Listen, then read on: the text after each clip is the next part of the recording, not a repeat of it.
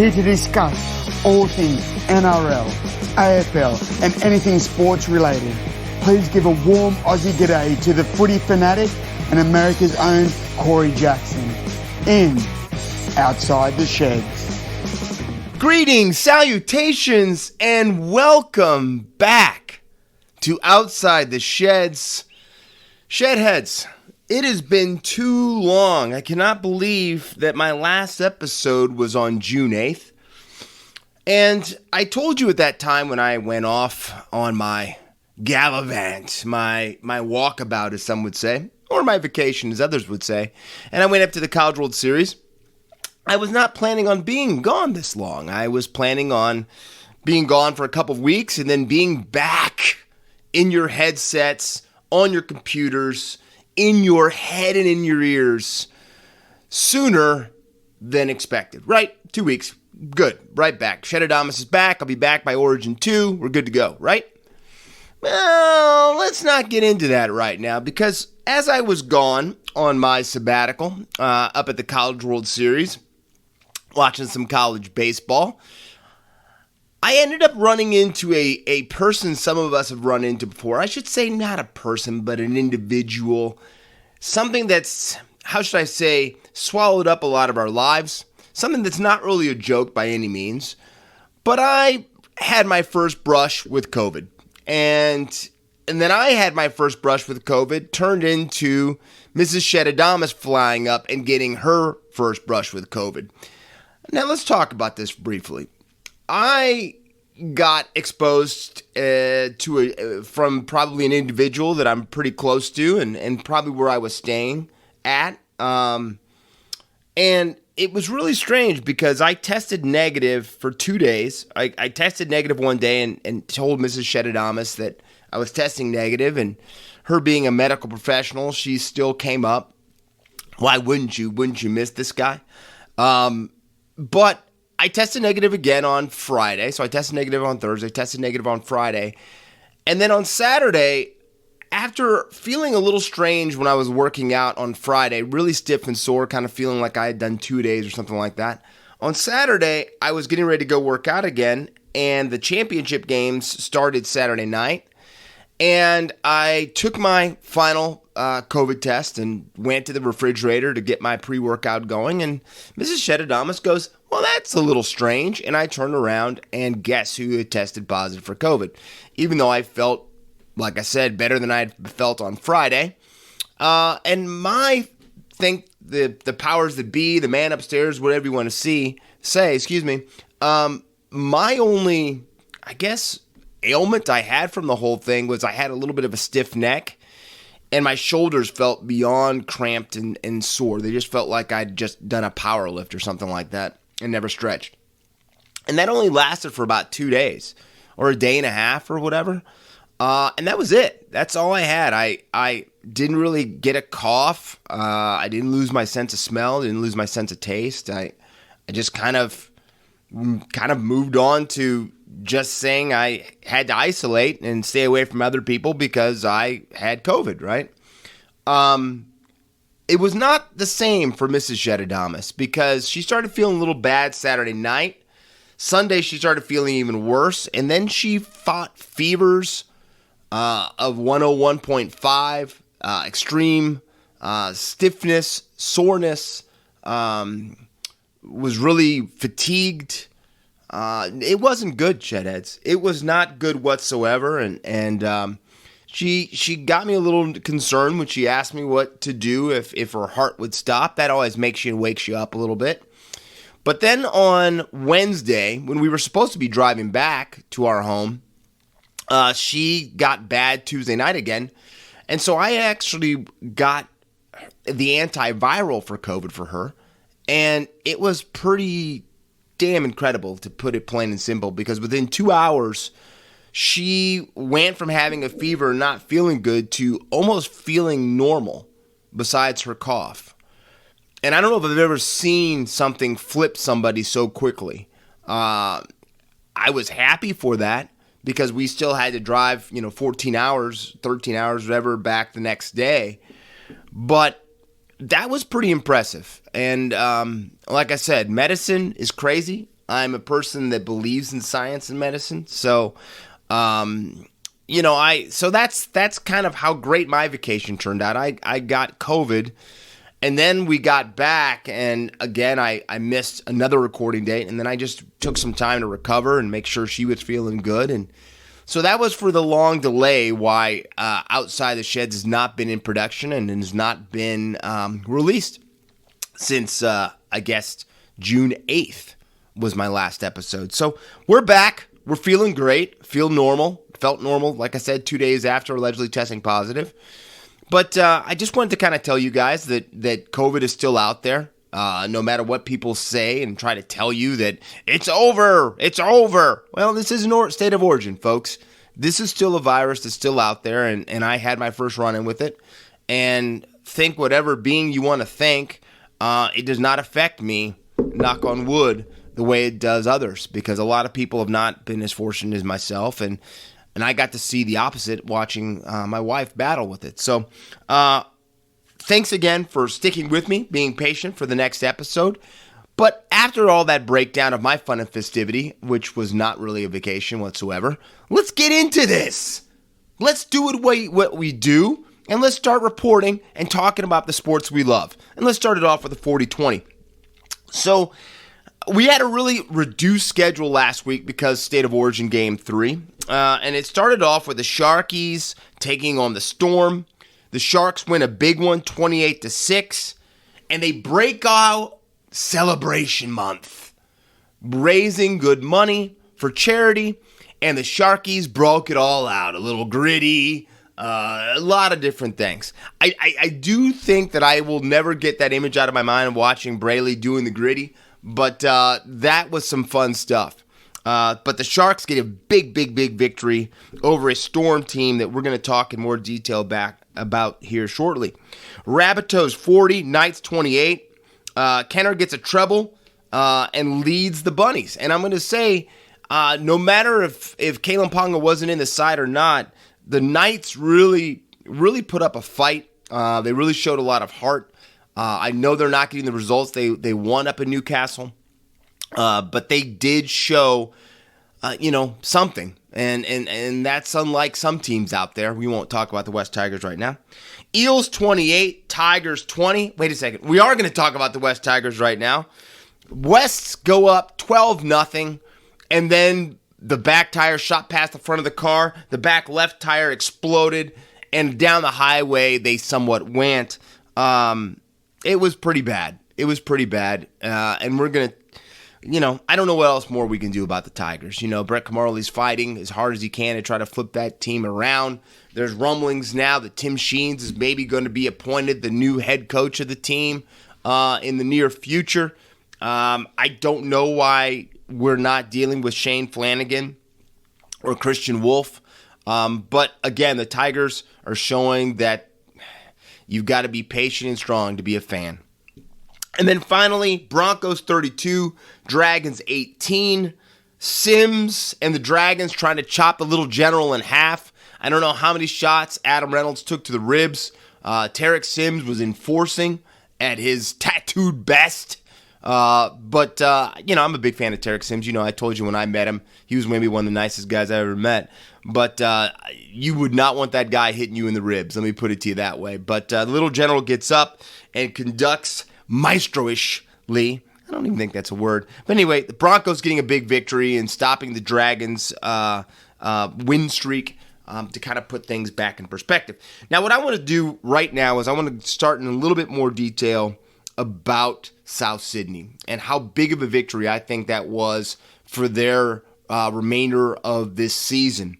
Because down 7 starters do the origin duty, and without halfback Lachlan Ilias with that kind of really crazy friendly fire shot that he took to the cheek, which ruled him out of the game in the first 20 seconds, the Rabbitohs overcame a 16-6 deficit.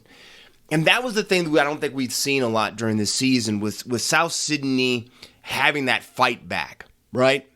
And I think that's been something that Rabbitohs fans, David, have really taken in, is that ability to never think that they're out of a match, right? And they showed that. I'm saying Latrell was captaining the team for the first time in his history of being a Rabbitoh, with so many guys out, and he really, I'm going to say that he played with that usual edge that Latrell plays with, but he kind of just inspired that club. That club kind of felt angsty. You know what I'm saying? Like South Sydney felt like they had an edge.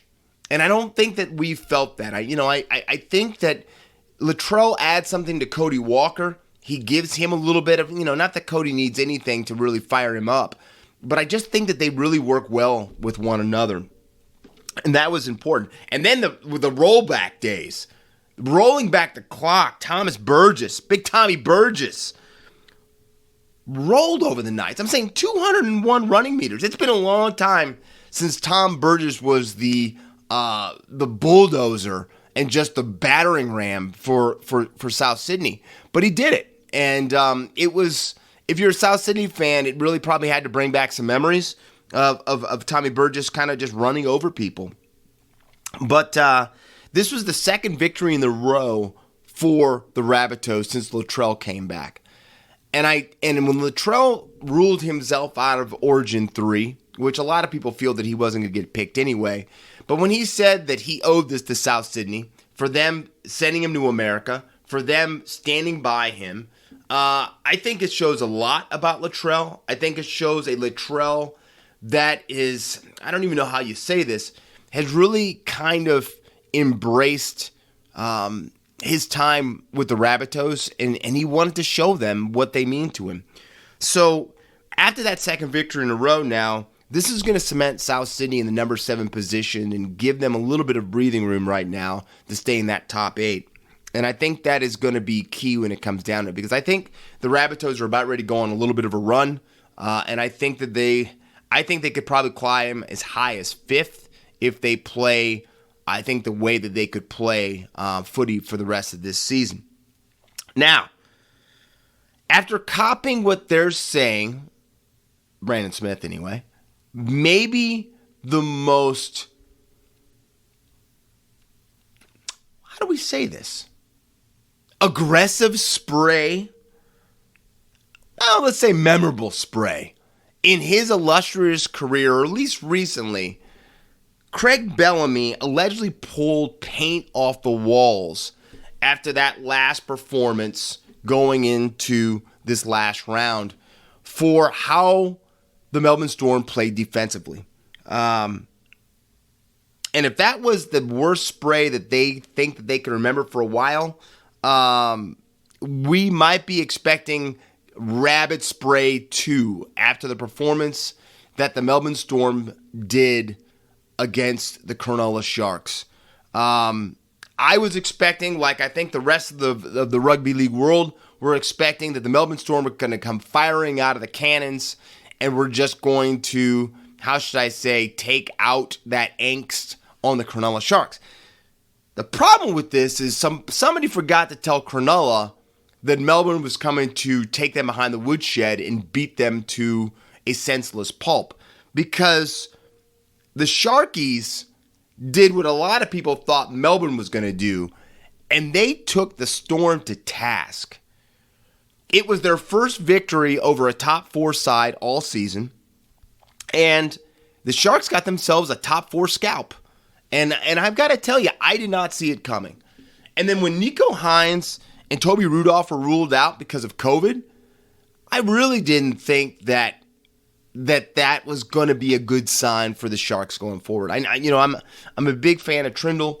I think the guy has all the potential in the world to be a top-tier player in the NRL, but I just wasn't expecting the result we got. But I think I knew something was up from watching Andrew Fifita come running like it was 5 years ago. Like it was almost a 2016 grand final season for Cronulla.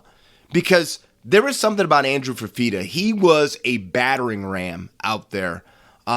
He looked like he wasn't running in pain. He looked like he was up for the fight. And it was almost like Andrew Fifita said, I know we've got 2 major guys out. I know Toby Rudolph isn't here. Somebody's got to pick up the baton and run. and he did.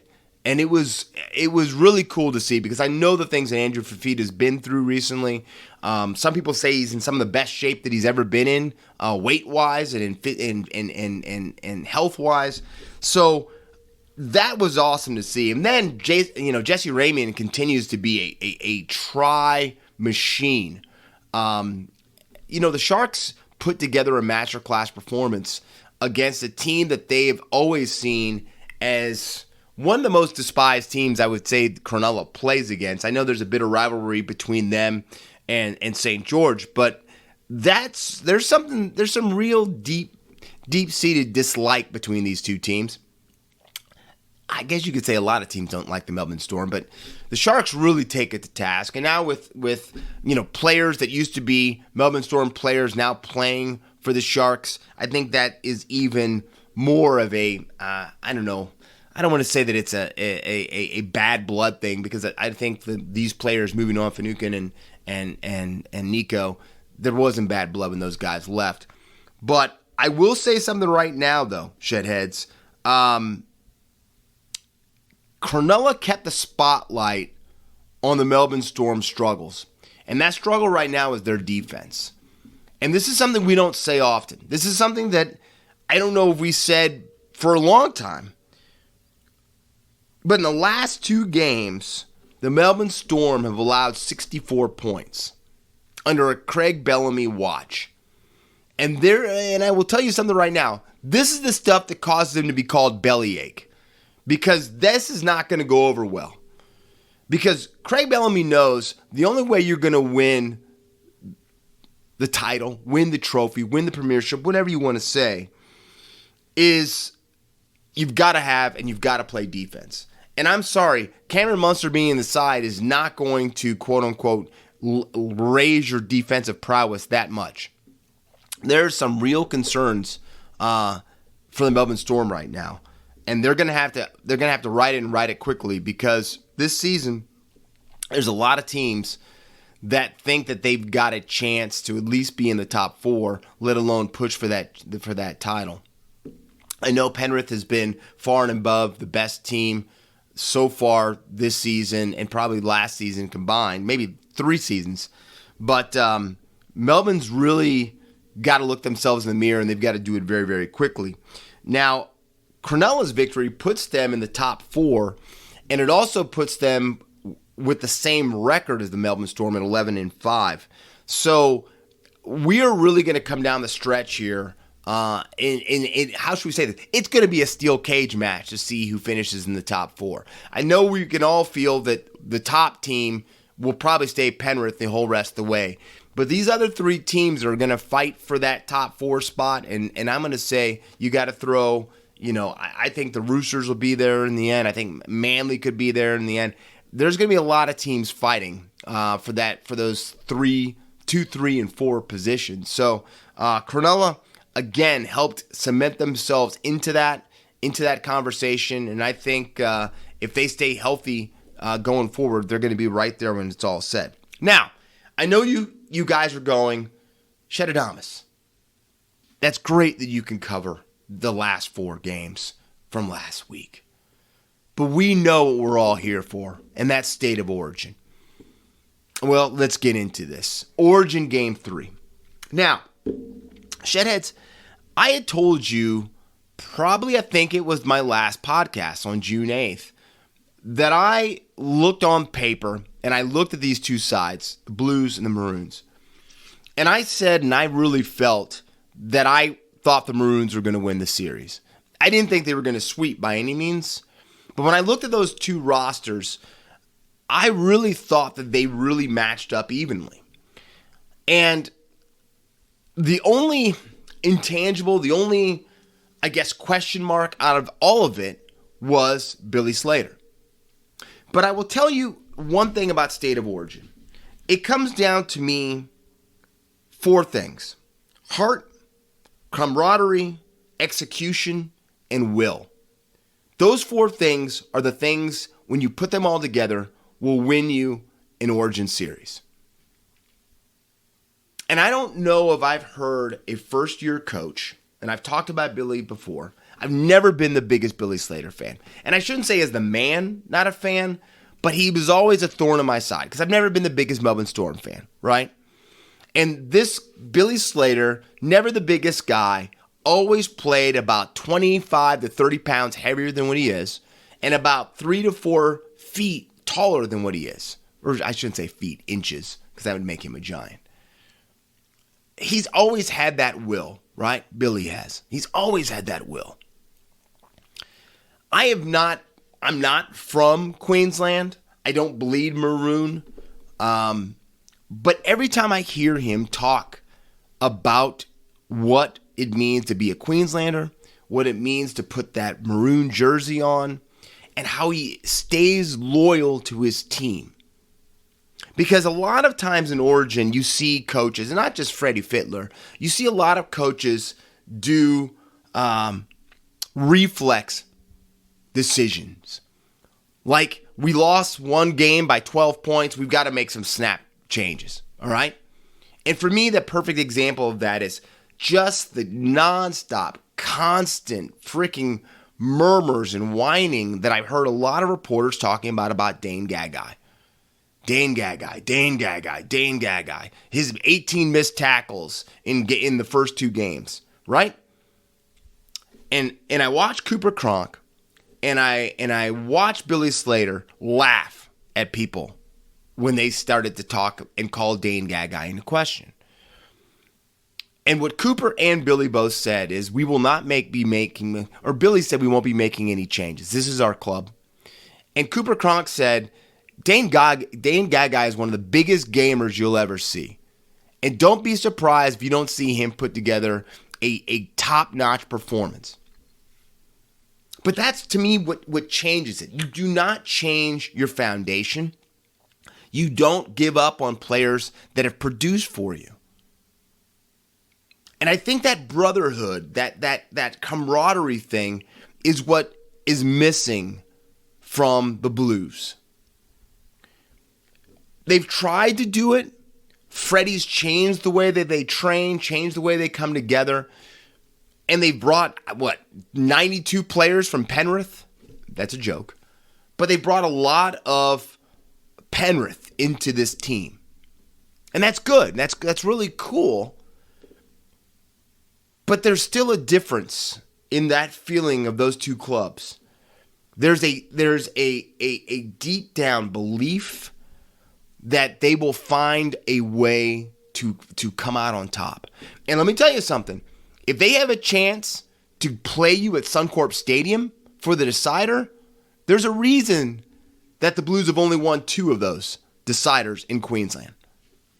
Because they are like a rabid animal backed into a corner that you're backing into their den. They are not going to let you, 1, take their den, and 2, you're not going to come out of there unless you're bloody and bruised. No matter what. No matter if you have the better team, no matter if you're 50 pounds, they're going to take you into the deep end and they're going to put you up in a fight. And that's what we watched. That's what we watched this game. That's what we watched in game 1. And that's kind of what we watched in game 2 until the send-off and they played with 12 men and just got tired. It was something special, Shedheads. And after last night's 22-12 victory, I think we got the answers on Billy Slater, and I think we got the answers on what it feels like to be a Queenslander. And I know I've got a lot of friends that are Blues fans. I've got a lot of friends in the Sydney area. And I think when a team has that, that hoodoo over you about coming to play in their backyard, even if some people felt the Blues had the better team, I don't know how many people really believed they were going to go up to Suncorp and win that game. So let's break this down really quick. And this is what makes the victory for Queensland even more incredible. The Maroons played without Felice Kafusi, who was on leave in the United States for a family ailment. They were without Cameron Munster and Murray Talangi because of being ruled out due to COVID. All right? So that means that you've got to fill players in quickly, right? That's a quick call-up, a call to arms, as we would say, right? Tommy Dearden and Corey, the Brisbane Bronco himself, come in to camp and slot into these positions of these two all-stars that are going to be missing. And in front of 52,385 people, we maybe saw the most brutal opening 5 minutes in State of Origin history. Because in those first 5 minutes, we lost Cameron Murray, Selwyn Cabo, and Lindsey Collins. Boom, boom, boom. They went down. And when you hear guys that have played the game, Joey Johns, Cameron Smith, describe that they may have never seen any type of start to an Origin game like that for injury, you knew that you were getting ready to watch something that was going to be special because these two teams were going to have to dig down deep. They were going to have to make changes on the fly, and they were going to have to adapt to what they were handed with these losses. And I think the guy that stood up the quickest and that put a lot of people, especially if you wore a maroon jersey, let you take a deep breath was Tommy Dearden.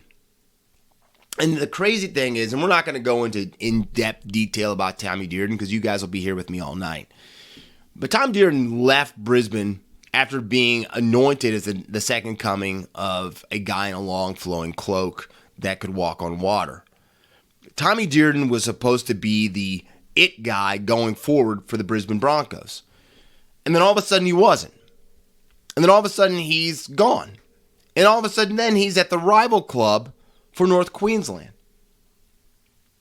And everyone said that Tommy Dearden, he's just not a dynamic player. He's not, extremely fast. He doesn't have a Brad Fittler right step. He's just, he's Tommy Dearden.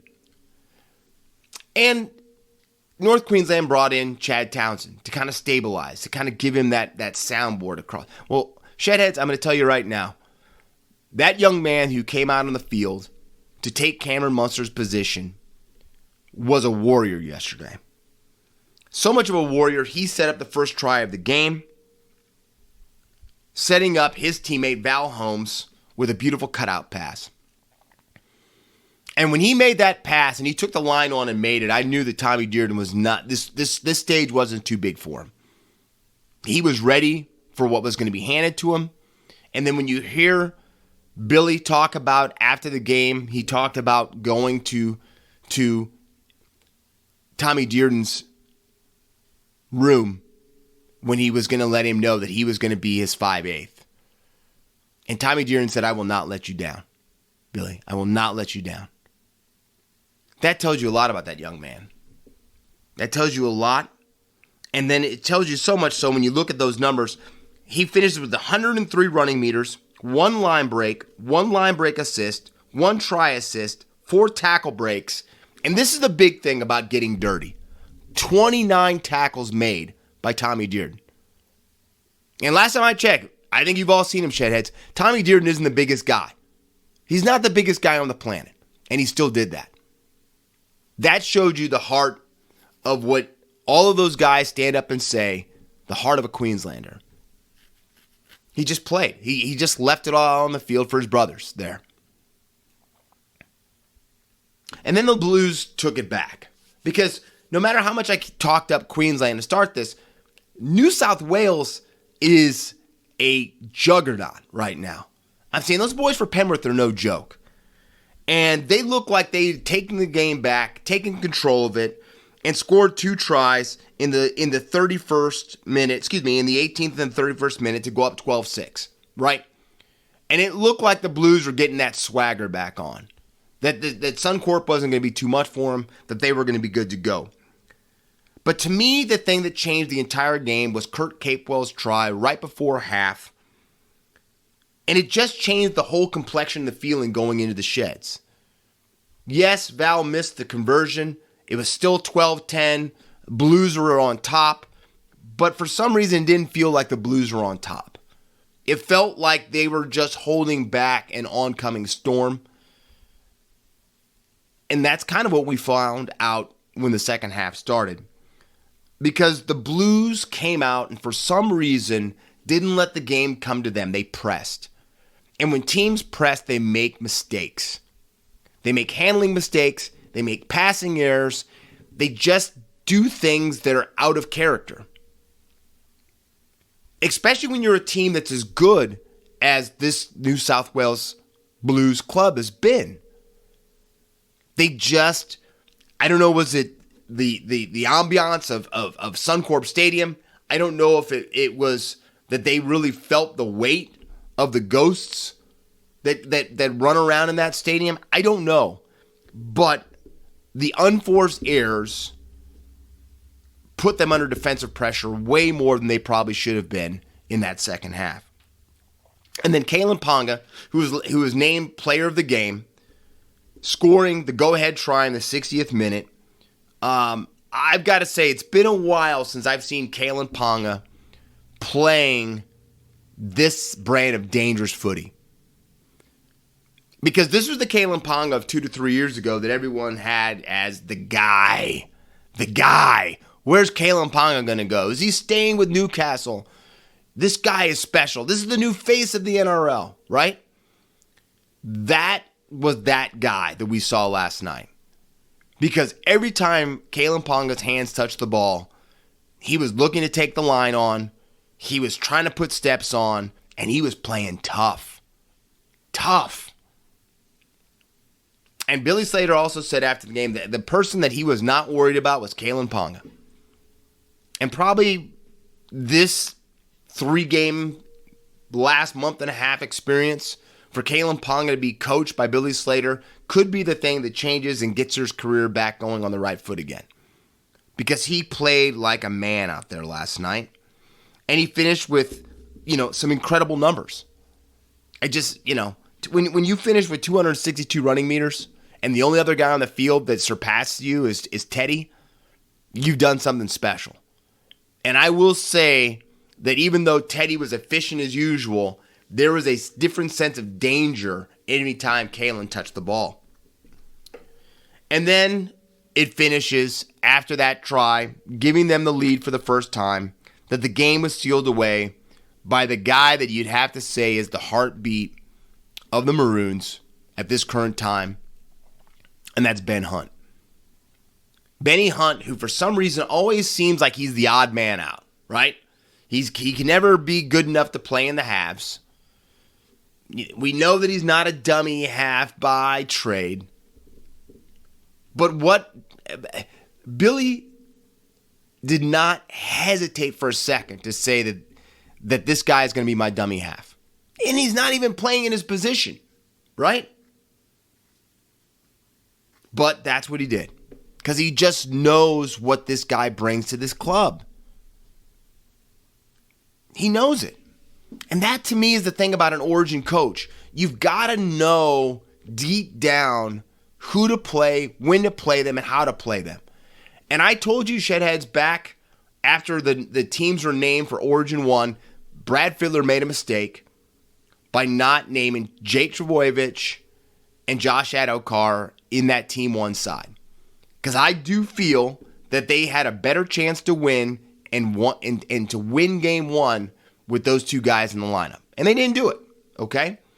But that to me goes back to what I just said. The loyalty that the Maroons coaching staff, whatever you want to say, the decisions they make. Because if Adokar and Trbojevic were Maroons, there's no way on this planet that those two wouldn't have been in the lineup playing for Queensland without thinking twice. And to me, that is the difference in the two clubs, in the two sides. But back to Benny Hunt. So Benny Hunt takes a point-blank kick from Nathan Cleary and somehow catches it and then runs away 70 meters being chased and outruns everybody to nail down the final try to hand the trophy and the shield back to the Maroons. And that's not even talking about the huge 40-20 that he kicked earlier in the game. If you didn't have a dog in the fight, it was one of the most inspirational victories that I think I remember seeing a club have. And I think it's just as demoralizing for the Blues because on paper, the bettors, the gamblers, whatever you want to say, none of them thought that the Blues were going to lose that match, especially when you ruled out Munster and Kafusi was out and those guys were not in the side. Patrick Kerrigan becomes the first debutant to win the Wally Lewis medal. And I think, again, this is why the fortunes of North Queensland and Brisbane are so much trending upward and are on the rise. Because the youth they have at those clubs and the belief they have, believing in Peyton and believing in Kevy, these two clubs are going to be doing something, I think, this year in the finals. I think they're going to get their amount of blood. So, bringing to an end, State of Origin, an incredible series for the Maroons. Congratulations to Queensland, to the Toads. It may have been the greatest game of footy I've seen probably since Game 3 Origin 2012, when I really thought that the Blues, when they were playing with Todd Carney and the Habs, had a really good chance to win that Game 3. And it was just the will of Queensland and Cooper Cronk that did not allow them to get over the top. So, great Origin series. Both teams have every reason to be proud of their performance. But again, the Maroons just rise to the top at all the right times. So congratulations to Queensland. Now, as we do a few stories for the NRL, the Warriors have named themselves a new coach. They got themselves a new coach, Shedheads. Andrew Webster has been named the coach starting for 2023 for the New Zealand Warriors. Webster, right now an assistant with the Penrith Panthers, has signed a 3-year deal to be the new skipper in charge for Penrith. So I guess that's a good call. I do always find it strange that there are no New Zealand coaches to coach the Warriors, but I don't think it is a coaching hire that is shaken the world of rugby league to the core for naming Webster as the head coach. But we'll have to see what he can do, because he's going to have to really try to do something to keep some of the talent in New Zealand that somehow gets out of the country and makes it to Australia. And then finally, Brandon Smith. The Hectic Cheese went hectically crazy against Cronulla and has been slapped with a 3-game ban for calling the referee during the Sharks match a cheating bastard and getting sent to the sin bin for 10. Well, it looks like it's going to be a little bit longer than 10 minutes because it's 3 games. They were trying to get 4. Brandon Smith's team was trying to get 2. So they met in the middle by getting a 3-game suspension. So we will not be seeing the Hectic Cheese in the side for Melbourne, a side that's been struggling, and he's a key player that adds some punch out of the 13 and sometimes out of the 9. So going to be interesting to see what Bellyache does to try to cover up that missing position and that missing player in the Hectic Cheese. Now let's go into some round 18 breakdown. Let's do some picks. I know it's been a while. I know some of you guys are probably in a little bit of money debt because of the Shed Adamas not being there. Well, let's try to right that ship. Friday, starting off in a matter of hours, we've got the Sharks versus the Cows up in Townsville. I'm going with the Cows. I'm not betting against Toddy Payton's boys for a while until they show me other reason. And then we have the Warriors and the Eels. Even though the Eels didn't do the most, I don't want to say one of the most beautiful performances, even though it was funny to see Brad with his Jedi hood on during the whole match. I'm going to go with the Eels over the Warriors. Saturday, Dragons versus the Roosters, a classic matchup. I'm going to take the Roosters over the Dragons. Then Knights versus the Sea Eagles. I don't know if DCE is going to play in that match, but I am still going to take the Sea Eagles over the Knights. And following up and finishing up Saturday, we've got the Broncos versus the Titans, another derby up there in Queensland, and I'm going to go with the Broncos over the Titans. Sorry about that, Justin Holbrook. Sunday, Panthers versus the Tigers. Do I really have to pick that one? I'm going Panthers. Raiders versus the Storm. I think Bellyache does get them turned on and switched on. I'm taking the Storm over the Raiders, even though that could be my toss-up of the round. And then finally, Rabbitohs versus the Bulldogs. And this is when I freaking flip on a dime, and I'm taking the Doggies and Josh Adokar to pull the upset over the Rabbitohs. Now, as we go into our other passion, and that is the world of the AFL, we go on the mark. We had some real key victories for this last round and some developing situations that came to pass because of this last round. But Cats 91, Demons 63.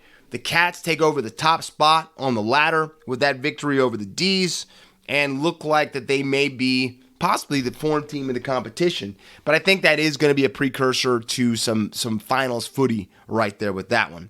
Swans 120, Bulldogs 67. The Swannies handed the Dogs their second loss in a row and really put the Bulldogs in some strife to try to make the top 8. Magpies 88, Roos 81. You know what?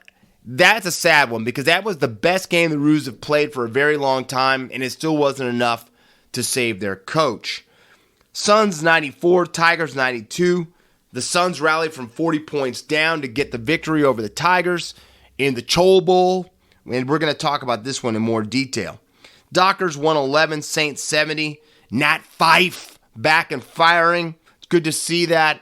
You know what? He believed in himself, and he's back. But the Dockers now are eyeing that top 2 position. Power 84, Giants 29. Port keeping their slim, finals hopes alive with that victory. Bombers 100, Lions 90. Definitely the upset of the round, even though the Lions are playing undermanned, a lot of injuries. The Bombers still get the 10-point victory. Hawks 86, Crows 54. Hawks soar over the Crows and getting that behind Lewis's 5 goals, getting the victory. Blues 116, Eagles 53. Kurnow and McKay each kick 5 as the Eagles continue their downward spiral into oblivion with another loss for the West Coast Eagles. Now, I want to talk about a couple different of these matches. The Geelong match, to me, was the thing that was the most impressive because Geelong is now back on the top of the table, Shedheads. And I know if you're not a Geelong fan, if you don't like the Hoops, it's got to be tough. But they take the top spot after winning their 7th game in a row and beating the defending champions by 28 points. And I think when you look at the way that Geelong has played, I'm saying they've kept that winning streak even without Patrick Dangerfield being in the side as he's been resting up and trying to recover. And it was a gutsy move holding out Danger. It was a gutsy move not playing him. Because you're going to try to tell me any type of club playing with a 60% Dangerfield isn't still a better club. Well, they still made that decision to rest him, let him get away for a while. And I think Dangerfield is playing that back in spades. Because, again, he's starting to look like the Patty Dangerfield that we hadn't seen this season. 32 disposals in this match. And then at his running best. And that's when you know Dangerfield is feeling it, is when he's running. And he's running with a little bit of an edge and a little bit of hate in his heart, as we would say. Because he racked up 702 running meters, or meters gained, however you want to say it, in this match against the Demons. You know that he took that on playing against, Petrarca, and some of the guys that are now trying to solidify themselves as being some of the top guys in the game. So seeing Dangerfield do that really makes you think that the Cats may be onto something and may have a deep, deep title push this season. Now, the D's, here's a good thing about if you're a D's fan. They never gave up in this match. And after a Petrarca goal, they were within, 1 goal of being back on top in this match. But the Cats showed their steel. The Cats showed that they're a veteran club and they're smart. And they kicked the final 3 goals to kind of pull away and to kind of solidify the victory. I will tell you this right now, Shedheads. I sense and I feel that this is going to be a September precursor. This was a little bit of a little appetizer for what we're probably going to see for some finals footy. But if that's the case, I'm beyond looking forward to some finals. Now, I said it earlier. I'm going to say it again. The Chol Bowl kicked off. Maribor Chol getting ready to take on his old club, the Richmond Tigers, in maybe the biggest victory for the Suns, and maybe one of the most disheartening losses for the Tigers. Because behind Chol's 3 goals, the Suns overcame a 40-point deficit and ripped out the Tigers' heart by Noah Anderson kicking a goal after the siren. I'm going to say something. In all the sports, that goal after the siren might be one of the most painful things I've seen for a very long time, no matter what team you're rooting for. Because I've seen some clubs just crumble to the carpet after a goal that was after the siren. Because you've played all the way through full time, and you should be able to celebrate, and instead, a kick after the siren cost you a victory. It's gut-wrenching. And I got to tell you something. It was very much not a Richmond Tigers performance that I'm used to seeing. Because the Tigers took a 28-point lead into the fourth quarter and had multiple chances in that fourth quarter to ice the game away, to put the Suns on ice, to unplug that heat from the sun. But they couldn't do it. And that, to me, tells me something. Because Richmond is a lethal assassin in the past when they've won flags, when they've had a chance to put teams away. And they couldn't do it. They had some pretty easy chances to slot some goals to win that, and they just couldn't do it. And that's going to be something that could haunt Richmond when it comes late in this regular season, when it comes to finals footy, because this is a victory they may look back and say they needed this. But the win evens the Suns' record at 8-8, lets them continue to believe that they have a chance to play some finals footy, and it drops the Tigers to 8th position with a 9-7 record, and really gives them some work they're going to have to do, because in the loss, Tom Lynch was also lost to a hamstring strain. It's not sounding like it's severe, but whenever you start getting hamstring ailments, everybody who knows sport knows that until the end of the season, there's always a chance that hamstring could be injured a little bit more. The big question to me is, what does Richmond do now this coming weekend? They're playing a very dangerous club in North Melbourne. The Roos, after a coaching change, which we're going to talk about here shortly, are going to play a spirited brand of football that the Tigers are going to have to go up against. And the Tigers probably want a match right now that's not going to, how should I say, trouble them too much. Maybe a match where they can put it in third gear instead of fifth to try to get the victory, because not this weekend, but in 2 weeks, they've got Fremantle. And they're going to need all hands on deck to beat the Dockers if they're going to get a victory against Fremantle. So it's going to be an interesting week for Richmond. And it's going to be an interesting week for Gold Coast, because the Suns are going to match up and are going to have to show that they have not missed a beat, because they've got a big time tussle against the Bombers, who have played some good footy recently. Now, speaking of teams that are going to have to battle back and are looking up at the table, or I should say the top 8, the Western Bulldogs. The Bulldogs have a key match this weekend that they have to win. They've got to take on St. Kilda, and the Saints have to have this victory as much as the Bulldogs have to have this victory. But the Doggies have an ace up their sleeve because club icon Bailey Smith is coming back from his 4-game suspension from headbutts and booger sugar. That's right. The divine mullet is coming back to try to get the victory for the Dogs. And I'm going to say something right now. I think the loser of this match between the Dogs and the Saints is out of finals contention. That's how big of a match I think this is right now. Pin this, mark this, Shedheads. That is how big this is going to be right now. So make sure that you watch this one this weekend because, yes, besides the flowing locks running around in a dog's Guernsey, we're going to see a match that I think both teams are going to be fighting for their finals lives. Now, as I try to talk and keep Outside the Sheds as positive and as bubbly as we can, I know we started it off with a tough topic with COVID. Well, we're going to have to embrace another tough topic, and that is racism. Something that I don't put up with, something that to me is maybe one of the stupidest things on this planet. We all know that we're human beings, and for one race, one group of people to think that they're better than another group because they want to get their tan from laying out in the sun than just being over another group that doesn't have to lay out in the sun because they already are naturally tan, makes no sense to me whatsoever. I've never understood racism. Trust me, humans will give you enough reason to hate them than hating them for a reason because of something they can't control. So I go into that diatribe because racism has showed its ugly face again in the AFL.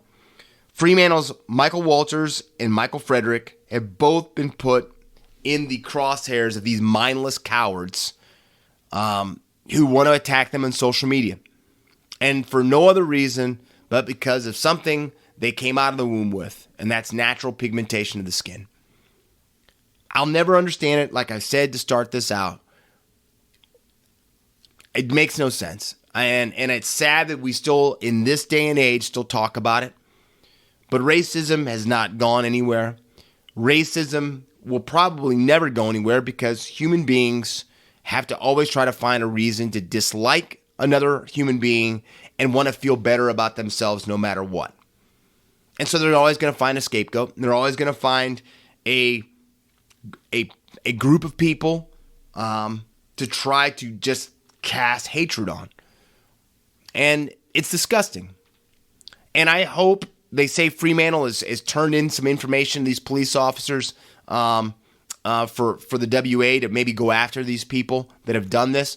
But I hope that they are outed. I hope that their names are all over social media. I hope they're attacked for being the goons. And I'm not even going to say goons because that's a good term for certain groups of people that make a living with that terminology.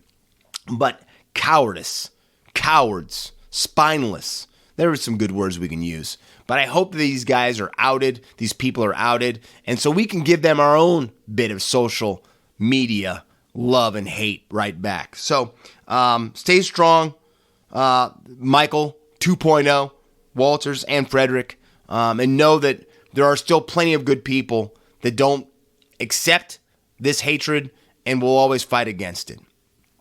Now, finishing out the stories for the AFL for this week on Outside the Sheds, we've got to go into detail about what we talked about earlier, and that the Roos have finally changed their lead Roo. I guess we'll say it that way. But after that gutsy performance they put in against the Pies this weekend, I thought that David Noble might have held on to his job. I thought that he might have done enough. I didn't know how long he was going to hold on to it, but I thought that he was not going to get canned after the best performance that the Roos have had for a long time. Well, it shows you what I know, Shedheads, because as of Tuesday, he's out of a job. He's been, how should I say, let go, resigned, whatever you want to say, but the David Noble era is over for North Melbourne. The Roos are on a 14-game losing streak. And Noble, since he was hired in 2021, has only won 5 of his 38 matches at the helm of the club. So, the writing's on the wall. You can't have that type of lackluster play and continue to hold on to a job in the top flight. You just can't. So I know David Noble tried his best.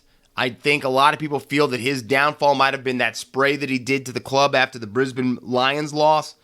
But going forward, it looks like Lee Adams has been named the interim coach for the Roos. And so this is the man who's going to lead the Roos into battle this week against the Richmond Tigers. So we'll have to see if this change at the helm makes a difference, or if the Roos will continue to wallow in mediocrity, I guess, or below mediocrity, right? So let's go into some picks. We were strong going into the break, going into vacation, whatever. Let's see if we can pick right back up with around 18 picks. Friday, we have the Saints versus the Dogs, the match that I was talking about just a little bit earlier. I think a match that's going to see one team plummet and fall out of titles contention or finals contention. I'm taking the Dogs over the Saints. Then we also have on Friday, Magpies versus the Crows. I'm going to go with the Pies over the Crows. And then Lions versus the Giants. I'm taking the Lions in that. Saturday, Tigers versus the Roos.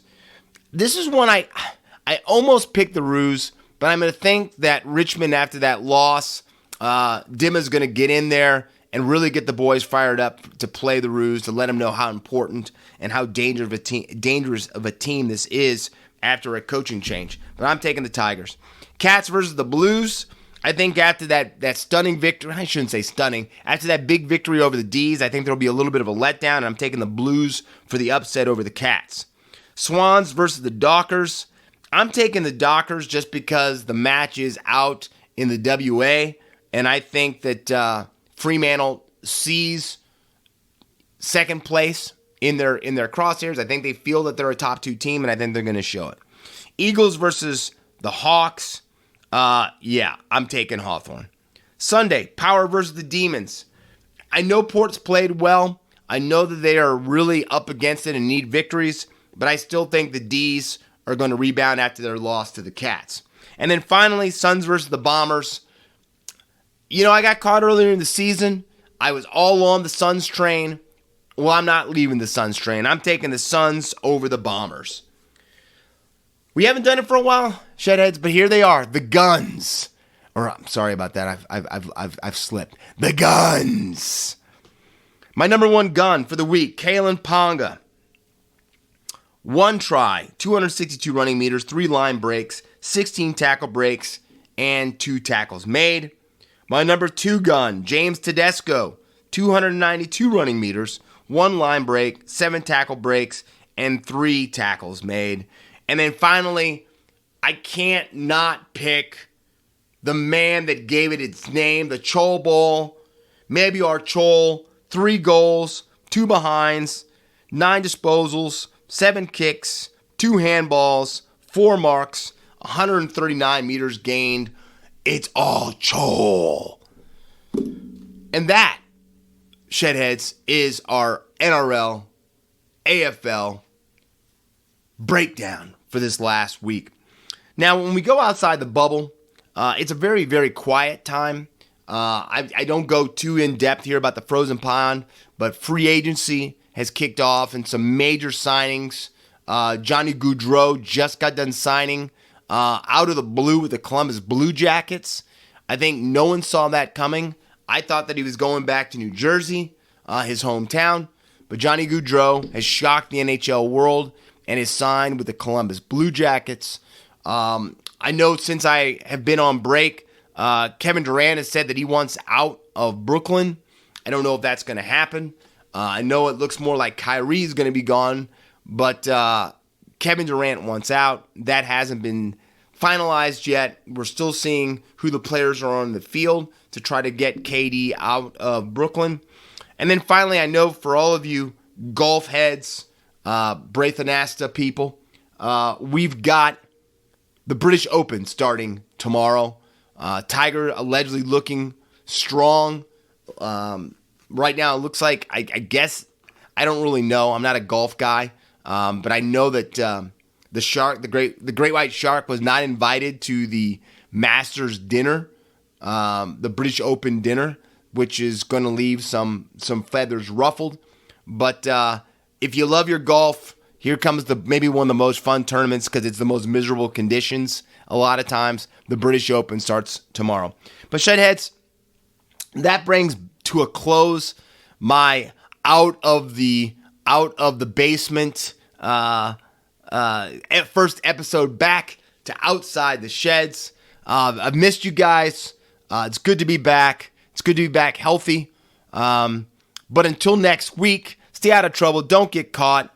You've listened again to Outside the Sheds. I'm your host, Corey Jackson. Until next week, see ya!